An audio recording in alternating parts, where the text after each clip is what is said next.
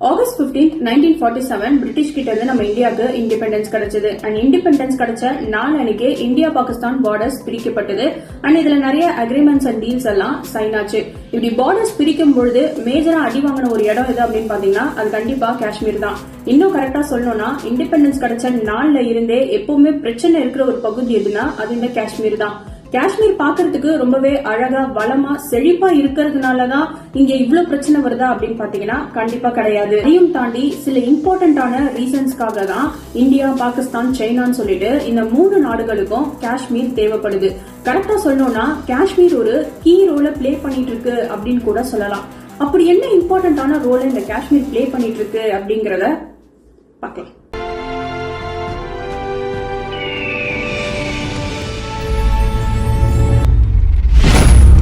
First, பாகிஸ்தானுக்கு ஏன் காஷ்மீர் வேணும் அப்படிங்கிறதுக்கான சில முக்கியமான ரீசன்ஸ் என்ன அப்படின்னு பார்த்தீங்கன்னா, பாகிஸ்தான் அப்படிங்கிறது ஹோம்லேண்ட் ஃபார் முஸ்லிம்ஸ். அதே மாதிரி காஷ்மீர் எடுத்துக்கிட்டிங்கன்னா இங்கே முஸ்லீம் மெஜாரிட்டி தான் ஜாஸ்தியாக இருக்கிறாங்க.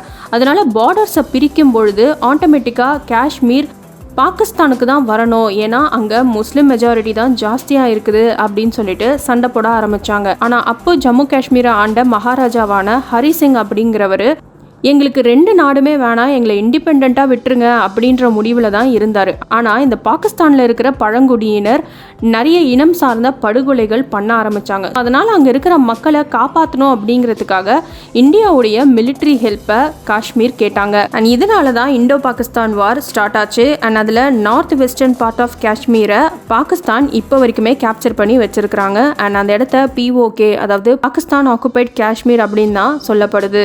அண்ட் இன்னொரு முக்கியமான ரீசன் தண்ணி. பாகிஸ்தானுடைய சர்வைவலே காஷ்மீர்லேருந்து ஒரிஜினேட் ஆகக்கூடிய நதி நீர்களால் தான் பழச்சிக்கிட்டு இருக்காங்க.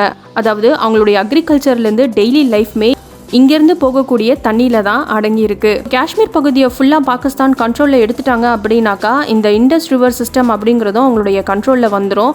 அதனால் அவங்களுக்கு தண்ணி பிரச்சனை இல்லாமல் சேஃபாக இருந்துக்கலாம் அப்படின்ற ஒரு ரீசனுக்காகவும் காஷ்மீர் அவங்க கண்ட்ரோல் எடுக்கணும்னு நினச்சாங்க. அண்ட் 3வது ரீசன் என்ன அப்படின்னு பார்த்தீங்கன்னா, காஷ்மீரை பாகிஸ்தானோட இணைச்சிக்கிட்டாங்க அப்படின்னாக்கா இன்டர்நேஷ்னல் லெவலில் இருக்கிற முஸ்லீம் நாடுகளுடைய சப்போர்ட் பாகிஸ்தானுக்கு கிடைக்கும். அண்ட் அது மூலியமாக அவங்களுடைய ஸ்டேட்டஸை அவங்களால உயர்த்திக்க முடியும் அப்படிங்கிறதுனாலையும், அதாவது religion, water, pride, power and political ரீசன்ஸ்க்காக தான் காஷ்மீர் அவங்களுக்கு வேணும் அப்படின்ற மாதிரி பாகிஸ்தான் சண்டை போடுறாங்க. அண்ட் அதே சமயம் இந்தியாவுக்கு எதுக்கு காஷ்மீர் வேணும் அப்படின்னு பார்த்தீங்கன்னா, இந்தியா காஷ்மீரை ஒரு சிம்பிள் ஆஃப் செக்குலரிசம், அதாவது மத தளவில் இங்கே யாருமே பிரிவினை பார்க்கறது கிடையாது. இந்தியாவை பொறுத்த வரைக்கும் எல்லா மதத்தையுமே அக்செப்ட் பண்ணிக்கக்கூடிய ஒரு டெமோக்ராட்டிக் கண்ட்ரியாக தான் இருந்துகிட்ருக்கோம். காஷ்மீரை பொறுத்த வரைக்கும் முஸ்லீம் மெஜாரிட்டி ஜாஸ்தியாக இருக்கிற ஒரு ரீஜன். ஸோ அது இந்தியாவோட சேர்ந்துருச்சு அப்படின்னாக்கா யூனிட்டி இன் டைவர்சிட்டியாக இந்தியா இருக்கும். அதாவது எந்த கல்ச்சராக இருந்தாலும் சரி, ரிலீஜனாக இருந்தாலும் சரி, அதை அக்செப்ட் பண்ணிக்கிட்டு பீஸ்ஃபுல்லாக வாழக்கூடிய ஒரு நாடு தான் இந்தியா அப்படிங்கிறத எடுத்துக்காட்டுற விதத்தில் இருக்கும் அப்படின்றதுனாலையும். அண்ட் 2வது முக்கியமான ரீசனாக தண்ணி. ஸோ காஷ்மீரில் தான் மெஜாரிட்டி ஆஃப் தி நதிகள் ஒரிஜினேட் ஆகுது அப்படிங்கிறதுனால இந்தியாவுடைய பேக் போன் அப்படின்னு சொல்லப்படக்கூடிய அக்ரிகல்ச்சருக்கும் நாட்டு மக்களுக்கும் எந்த ஒரு தடையும் இல்லாமல் தண்ணி வரவு இருந்துகிட்டே இருக்கும் அப்படின்றதுனால இந்தியாவுக்கு காஷ்மீர் ஒரு இம்பார்ட்டன்டான வாட்டர் கண்ட்ரோல் சோர்ஸாகவும் பார்க்கப்படுது. அண்ட் அதெல்லாம் விட ரொம்ப முக்கியமாக ஹிஸ்டாரிக்கலி பார்த்தோம் அப்படின்னாக்கா ஹிந்துஸ் அண்ட் புத்திசம் தான் காஷ்மீரில் ரொம்ப நாளாக டீப் ரூட்டடாக இருந்திருக்கிறாங்க. அண்ட் அதுக்கப்புறம் தான் இஸ்லாம் வந்திருக்குது. நம்ம ஹிஸ்டாரிக் ரூட்ஸ் படி கண்டிப்பாக காஷ்மீர் இந்தியாவுக்கு தான் சொந்தம், பாகிஸ்தான் இதை கேட்கறது நியாயமே கிடையாது அப்படின்றதுனால தான் இந்தியா காஷ்மீருக்கு பயங்கரமாக சண்டை போடுறாங்க. மேஜர் ஃபைட்டுன்னு பார்த்தீங்கன்னா அது இந்தியா பாகிஸ்தானுக்குள்ளே தான். ஆனால் இதில் சைனாவும் நடுவில் காஷ்மீருடைய ஒரு பகுதியை, அதாவது அக்ஸைச்சின் அப்படிங்கிற ஒரு பகுதியை ஆக்கிரமிப்பு பண்ணியிருக்கிறாங்க. ஆனால் சைனாவை பொறுத்த வரைக்கும் அவங்களுக்கு காஷ்மீர் எதுக்கு தேவைப்படுதுன்னா இதில் ஜியோ பாலிட்டிக்ஸ் இருக்குது.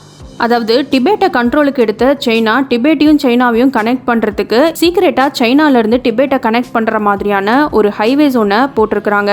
அண்ட் இதை கண்டுபிடிச்ச இந்தியா சைனா கிட்ட கேட்கும் பொழுது தான் 1962 டைமில் இண்டோ சைனா வார் நடந்துச்சு. ஆனால் அந்த வாரில் நம்ம இந்தியா தோற்று போயிட்டதுனால பர்மனண்ட்டாக அந்த இடத்த சைனா கேப்சர் பண்ணி அவங்களுடைய கண்ட்ரோலில் வச்சுருக்கிறாங்க. ஸோ மேஜராக இந்த ரிலீஜியன், கல்ச்சர், ஜியோ பாலிட்டிக்ஸை தவிர ஸ்பெஷலாக இந்த காஷ்மீரில் அப்படி என்ன இருக்குது அப்படின்னு பார்த்தீங்கன்னா, இங்கே இருக்கிற கிளைமேட், மவுண்டன் வேலியெல்லாம் பார்க்கும்பொழுது இந்தியாவுடைய ஒரு மினி சுவிட்சர்லாண்ட் காஷ்மீர் அப்படின்னு கூட சொல்லலாம். ஹிந்து, முஸ்லிம்ஸ், புத்திஸ்ட்னு சொல்லிட்டு நிறைய யூனிக்கான கல்ச்சர்ஸும் இங்கே இருக்குது. அண்ட் அது மட்டும் இல்லாமல் ஜியோ பொலிட்டிக்கலாக ஒரு ஹாட்ஸ்பாட், அதாவது இந்தியா, பாகிஸ்தான், சைனான்னு சொல்லிட்டு 3 பேருமே இம்பார்ட்டன்ஸ் கொடுக்கக்கூடிய ஒரு ஏரியா.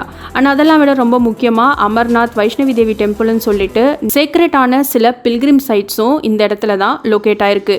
அண்ட் இதை தாண்டி saffron, apple, walnut, almonds, cherries, apricot, pear, willow tree, அதாவது கிரிக்கெட் பேட் செய்யக்கூடிய willow trees, handicrafts, pashmina, honey, மஷ்ரூம்னு சொல்லிட்டு இங்கே விளையக்கூடிய எல்லாத்தையுமே middle east, European countries, gulf கண்ட்ரீஸ்ன்னு சொல்லிட்டு எல்லா இடங்களுக்குமே நம்ம எக்ஸ்போர்ட் பண்ணிட்டு இருக்கோம். அண்ட் இதெல்லாம் விட ரொம்ப முக்கியமாக டூரிசம். காஷ்மீரில் இருக்கக்கூடிய இந்த அழகான சீனரிஸை பார்க்கறதுக்கே நிறைய பேர் வராங்க. அண்ட் இது மூலியமாக இந்தியாவுக்கு பயங்கரமான ஒரு ரெவன்யூவும் ஜென்ரேட் ஆகுது. அண்ட் இதுவே பாகிஸ்தான் ஆக்குபை பண்ணியிருக்கிற காஷ்மீர் பகுதியை பொறுத்த வரைக்கும் இதெல்லாம் அங்கேயும் விளையும், ஆனால் அவங்க அந்த அளவுக்கெல்லாம் எக்ஸ்போர்ட் பண்ணுறது கிடையாது. அண்ட் அதே மாதிரி சைனா ஆக்குபை பண்ணியிருக்கிற காஷ்மீர் பகுதியை எடுத்துக்கிட்டிங்க அப்படின்னாக்கா அது ஒரு பேரன் பிளேஸ் தான். அதாவது ஹை ஆல்டிடியூட் ஏரியாவில் இருக்கிறதுனால இங்கே அக்ரிகல்ச்சர் எக்ஸ்போர்ட்னு சொல்லிட்டு எதுவுமே கிடையாது. ஸோ மேஜராக இந்த 3 கண்ட்ரீஸில் காஷ்மீரால் பெனிஃபிட் ஆகக்கூடிய ஒரு கண்ட்ரி எது அப்படின்னாக்கா அது நம்ம இந்தியா தான். So fertile cultural, economic and historical ரீசன்னாலேயே காஷ்மீர் கண்டிப்பாக இந்தியாவுக்கு தான் சொந்தம். அதனால தான் இந்தியா காஷ்மீரை விட்டு கொடுக்காம இப்போ வரைக்கும் ஃபைட் பண்ணிட்டு இருக்காங்க. ஸோ 1947, 1965, 1971, 1999 சொல்லிட்டு இந்த வருஷங்கள்லாம் இந்தியாவுக்கும் பாகிஸ்தானுக்கும் நடுவில் ஒரு பெரிய வாரே நடந்திருக்கு. அண்ட் அது மட்டும் இல்லாம எல்லா வருஷங்களும் இந்த லைன் ஆஃப் கண்ட்ரோல், அதாவது இந்தியாவுக்கும் பாகிஸ்தானுக்கும் நடுவில் இருக்கிற இந்த எல்லை பகுதியில எப்பவுமே கிராஸ் பார்டர் ஃபயரிங், சீஸ் ஃபயர்னு சொல்லிட்டு இதெல்லாம் நடந்துட்டு இருக்கு. அண்ட் இது மட்டும் இல்லாம 2001ல டெரர் அட்டாக் அண்ட் 2019ல புல்வாமா அட்டாக், 2016ல இருந்து 2019 வரைக்கும் சர்ஜிக்கல் ஸ்ட்ரைக், ஏர் ஸ்ட்ரைக்னு சொல்லிட்டு எப்பவுமே பாகிஸ்தான் நம்ம கூட பிரச்சனை பண்ணிட்டே தான் இருக்கிறாங்க. இந்தியாவை பொறுத்த வரைக்கும் நம்ம எப்பவுமே சர்ஜிக்கல் ஸ்ட்ரைக் மெத்தட தான் ஃபாலோ பண்ணுவோம். அதாவது டார்கெட்டட் ரீஜன், பொதுவா இந்த எல்லையோர பகுதிகளில் அதுவும் மிலிட்டரி அட்டாக் தான் நம்ம பண்ணுவோம். இதனால சிவிலியன்ஸ்க்கோ இல்ல அவங்களோட இன்ஃப்ராஸ்ட்ரக்சருக்கோ எந்த ஒரு பாதிப்போ இல்லாத மாதிரி தான் நம்மளுடைய தாக்குதல் இருக்கும். ஆனா அதே பாகிஸ்தான் சைடுல எடுத்துட்டீங்க அப்படின்னாக்கா அவங்க என்ன மாதிரியான தாக்குதல் பண்றாங்க அப்படிங்கிறது அவங்களுக்கே தெரியாத மாதிரி தான் ஒரு கேவலமான தாக்குதலை பண்ணுவாங்க. அதாவது எல்லை மீறி தாக்குறது, பொதுமக்களை தாக்குறதுன்ற மாதிரியான சில கேவலமான விஷயங்களை தான் பாகிஸ்தான் பண்ணுவாங்க. அண்ட் அப்படிதான் அவங்க இந்த பகல்காம் அட்டாக்கையும் நடத்தி இருக்கிறாங்க. அண்ட் இதனால 26 டூரிஸ்டும் இறந்து போயிருக்காங்க. சோ எப்ப இவங்க இந்த மாதிரி அத்துமீறி பொதுமக்கள் மேல தாக்குதல் நடத்திட்டாங்களோ இதுக்கு மேல பொறுமையா இருக்கிறது பிரயோஜனமே இல்லை அப்படின்னு சொல்லிட்டு தான் பாகிஸ்தானுக்கு அகேன்ஸ்டா நம்ம இந்தியா நிறைய மெஷர்ஸை எடுத்துட்டு இருந்தாங்க. அதுல இப்போ லேட்டஸ்டா நம்மளுடைய 3 ஃபோர்சஸ், அதாவது ஆர்மி, நேவி, ஏர்ஃபோர்ஸ் சொல்லிட்டு இவங்க 3 பேருக்கும் ஃபுல் ஃப்ரீடம் கொடுத்திருக்கிறாரு நம்மளுடைய பிரதமர். அதாவது எங்க தாக்குதல் நடத்தணும், எப்ப தாக்குதல் நடத்தணும், எப்படி தாக்குதல் நடத்தணும் அப்படிங்கிற முடிவுகள் எல்லாம் எந்த ஒரு லீடர்ஸையுமே கேட்காம அந்தந்த படை தலைவர்களே எடுக்கலாம் அப்படின்னு சொல்லிட்டு ஃபுல் ஃப்ரீடம் கொடுத்திருக்காரு. எனக்கு தெரிஞ்ச வரைக்கும் இந்தியாவோட ஒரு பெர்ஃபெக்டான மூவ் இது அப்படின்னு தான் சொல்லணும். ஏன்னா நம்ம எத்தனை தடவை சான்ஸ் கொடுத்தாலும், எத்தனை தடவை மன்னிச்சு விட்டாலும் பாகிஸ்தான் திருந்துவாங்களா அப்படின்னு பாத்தீங்கன்னா கண்டிப்பா கிடையாது. சோ பாகிஸ்தானுக்கு அகேன்ஸ்டா இந்தியா ஏதாவது தாக்குதலை மேற்கொண்டாங்க அப்படின்னாக்கா they truly deserve it. இந்தியாவை பொறுத்த வரைக்கும் நம்ம ஃபாலோ பண்ணக்கூடியது ஒரு லைன் அட்டாக் அப்படின்னு தான் சொல்லணும். அதாவது நம்ம கரெக்டான மெஷர்ஸ் எடுத்து டார்கெட்டட் ரீஜன், அதாவது எல்லை ஓரங்கள்ல மட்டும் தான் நம்மளுடைய தாக்குதலை நம்ம நடத்துவோம். ஆனா இதுவே பாகிஸ்தான் எடுத்துக்கிட்டீங்கன்னா அவங்க பண்ணக்கூடியது நரிதந்திரம், அதாவது எதிர்பார்க்காத நேரத்துல அட்டாக் பண்றது, சிவிலியன்ஸ் அட்டாக் பண்றது, லைன் ஆஃப் கண்ட்ரோலை மீறி அட்டாக் பண்றதுன்னு சொல்லிட்டு சில சீப்பான மெஷர்ஸை பண்ணி அது மூலியமா இன்டர்நேஷனல் அட்டென்ஷன் அவங்களுக்கு கிடைக்கும். அதுக்கப்புறம் இந்தியா தான் இதை பண்ணாங்க, இந்தியா தான் ஆரம்பிச்சாங்க அப்படின்னு சொல்லிட்டு அவங்களுடைய சீப்பான சில டாக்டிக்ஸை ஃபாலோ பண்ணுவாங்க. ஆனா இந்த தடவை இந்தியா எல்லாத்துக்குமே தயாரா இருக்குது அப்படின்னு தான் சொல்லணும். எல்லாத்தை விட ரொம்ப முக்கியமா பாகிஸ்தானுக்கு உள்நாட்டுக்குள்ளேயே சப்போர்ட் இல்ல அப்படிங்கிறது தான் நிதர்சனமான உண்மை. பாகிஸ்தான்ல இருக்கக்கூடிய ஒரு பெரிய பகுதி தான் இந்த பலூச்சிஸ்தான். அண்ட் இங்க இயற்கை வளங்கள், அதாவது கேஸ், மினரல், கோல்னு சொல்லிட்டு நிறைய இயற்கை வளங்கள் கொட்டி கிடக்குது. மூலியமா பாகிஸ்தான் மக்கள் பெனிஃபிட் ஆகுறாங்களா அப்படின்னு பாத்தீங்கன்னா அதுதான் கிடையாது. இந்த பகுதியில இருக்கக்கூடிய இயற்கை வளங்கள் எல்லாம் தங்களுடைய மக்கள் கூட அனுபவிக்காதபடி எக்ஸ்போர்ட் பண்ணிட்டு இருக்காங்க பாகிஸ்தான். அண்ட் இதுல மேஜரா சைனாவுடைய இன்வால்வ்மெண்ட்டும் இருந்துட்டு இருக்கு. அதாவது CBEC, China Pakistan economic corridor அப்படிங்கிற பேர்ல சைனா பாகிஸ்தான்ல இருக்கிற வளங்கள் எல்லாம் பெரிய லெவல்ல வித்து ப்ராஃபிட் பார்த்துட்டு இருக்காங்க. அண்ட் இதனால பலூச்சிஸ்தான் மக்களை அவங்க அடிமைப்படுத்தியும் வச்சிருக்காங்க. 40 வருஷமா சைனாவோட கம்பெனிஸ் இந்த இடத்துல ரன் ஆயிட்டு இருக்கு.